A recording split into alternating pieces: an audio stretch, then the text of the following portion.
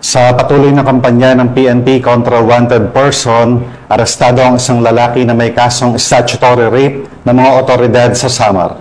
Naaresto ang suspect sa mabilis at agarang aksyon ng PNP upang masiguro ang kaligtasan ng bawat mamamayan at mabigyan ng hustisya ang nabiktima nito.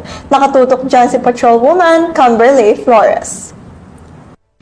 Ng mga otoridad ang isang lalaking wanted person na may kasong statutory rape matapos mahuli sa barangay Buenavista de Second San Jorge, Samar. Bandang alas 5:20 ng hapon nang maaresto ang akusado ng mga tauhan ng 1st Samar Provincial Mobile Force Company kasama ang Gandara Municipal Police Station, San Jorge Municipal Police Station at 3rd Infantry Battalion 7th Infantry Division Philippine Army sa bisa ng warrant of arrest para sa kasong statutory rape na walang inirekomendang piyansa. Ang akusado ay dinala sa 1st Samar PMFC Headquarters para sa kaukulang dokumentasyon at tamang disposisyon. Patunay lamang ng pambansang pulisya ay hindi nagpapabaya sa kanilang sinumpaang tungkulin na hulihin ang mga taong tiwalag sa batas upang mapanatiling ligtas ang komunidad nang sa gayon may patupad ang kapayapaan sa bansa para sa ligtas at maunlad na bagong Pilipinas.